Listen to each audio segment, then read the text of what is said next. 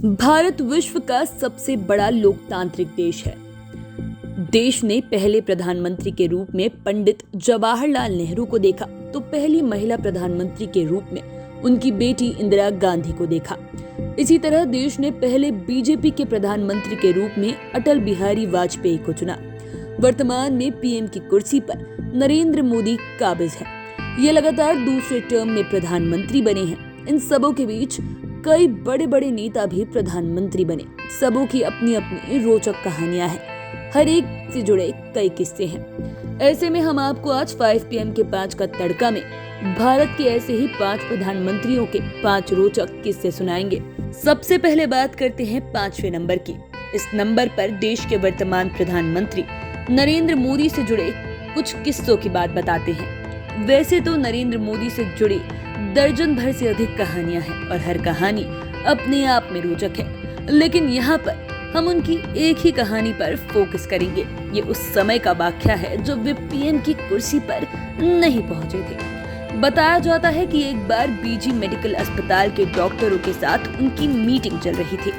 इस दौरान समय का पता नहीं चला, काफी रात हो गई, सेशन लंबा खिंच गया था। डॉक्टरों ने नरेंद्र मोदी से पूछा कि आपको अस्पताल में इतनी देर हो गई है, खाना बनाने में प्रॉब्लम होगी। इस पर नरेंद्र मोदी ने कहा कि गुजरात में पार्टी कार्यालय के सामने ऐसी व्यवस्था है कि किसी को भूखा नहीं रहना पड़ता। दरअसल कार्यालय के पास एक पत्थर रखा होता है, उसके नीचे एक पर्ची होती है।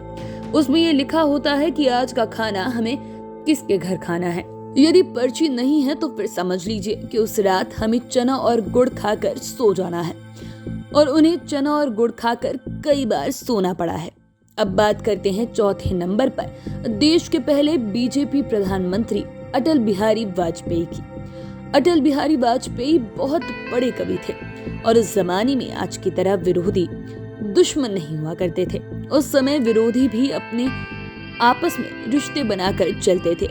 बता दें कि अटल बिहारी वाजपेयी देश के 10वें प्रधानमंत्री बने, जबकि इसके पहले वो 1977 में गैर कांग्रेसी सरकार में विदेश मंत्री बने थे। उन्होंने 1998 से 2004 के बीच पीएम का कार्यभार संभाला था तथा 9 बार लोकसभा और 2 बार राज्यसभा के लिए चुने गए थे।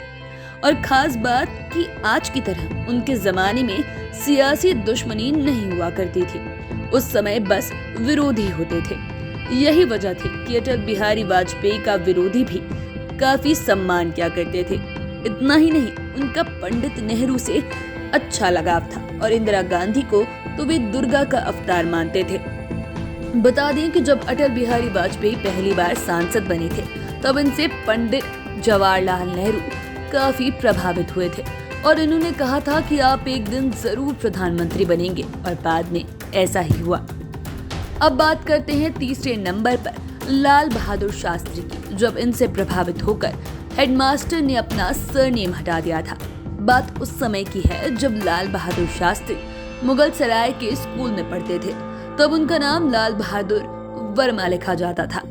उन्हें नाम के साथ सरनेम लगाना पसंद नहीं था, सो उन्होंने स्कूल जाने की उम्र में ही निश्चय कर लिया कि अपने नाम के आगे से वर्मा हटवाएंगे। ये बात उन्होंने अपने घर में अपने पेरेंट्स को बताई। अगले दिन उन्होंने अपना आवेदन स्कूल में दे दिया। आवेदन देखकर हेडमास्टर साहब ने लाल बहादुर को बुलाया और पूछा, बेटे तुम ऐसा क्यों चाहते हो? उनके पास जवाब तैयार था। लाल बहादुर तुरंत बोले, सर मेरा मानना है कि हर इंसान की पहचान उसके काम और नाम से होनी चाहिए, सरनेम से नहीं। सरनेम व्यक्ति की जाति और धर्म का बोध कराता है और मुझे ये बात अच्छी नहीं लगती।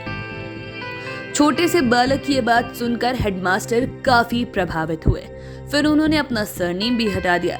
खास बात कि हेडमास्टर के नाम में भी वर्मा लगा हुआ था। उनका नाम वसंत लाल वर्मा था। अब बात करते हैं दूसरे नंबर की। दूसरे नंबर पर इंदिरा गांधी से जुड़ा एक किस्सा है और ये वाकया 1977 का है। तब इमरजेंसी की वजह से इंदिरा गांधी केंद्र की सत्ता से बेदखल हो गई थी।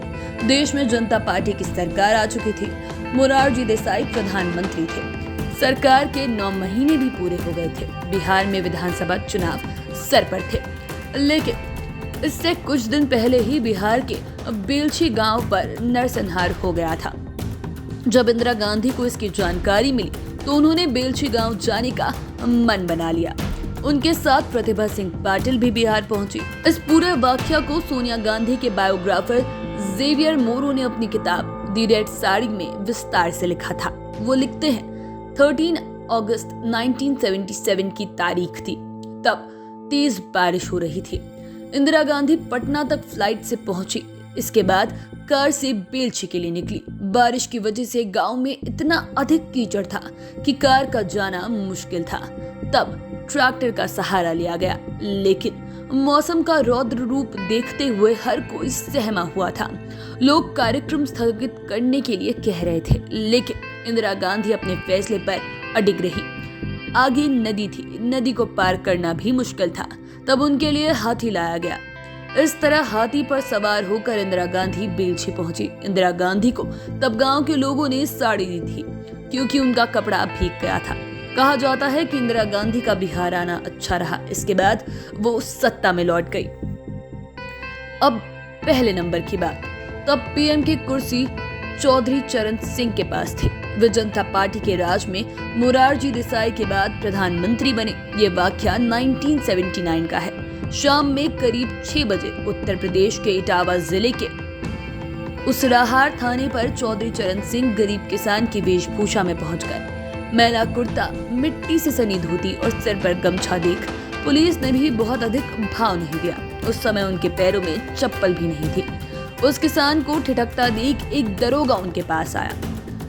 तब किसान के वेश में पहुंचे चौधरी चरण सिंह ने कहा, किसी चोर उचक्के ने मेरी जेब काट ली, उसमें रखे कई 100 रुपए चोरी हो गए।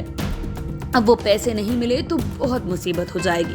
कांस्टेबल ने पुलिसिया अंदाज में डपट कर पूछा, कहीं पैसे शराब पीने या दूसरी मौज मस्ती करने के चक्कर में उड़ा तो नहीं दिए? घरवाली के डर से चोरी का नाटक तो नहीं रच रहे हो? कांस्टेबल ने साफ कह दिया कि कुछ भी कहो, तुम्हारी एफआईआर तो नहीं लिखी जाएगी। फिर एक डील हुई। 35 रुपए घूस लेने के बाद पुलिस ने किसान का बयान दर्ज किया। फिर मुंशी ने पूछा, अरे बाबा साइन करोगे कि अंगूठा लगाओगे? चौधरी चरण सिंह बोले, पेन और स्टैम्प दोनों चाहिए।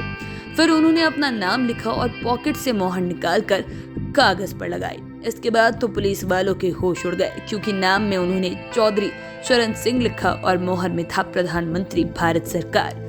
फिर तो आगे कहने की जरूरत नहीं कि क्या हुआ होगा। आप चैनल के साथ बने रहें। अगर इस वीडियो को फेसबुक पर देख रहे हैं तो पेज को लाइक करें, यूट्यूब पर देख रहे हैं तो चैनल को सब्सक्राइब करें। धन्यवाद।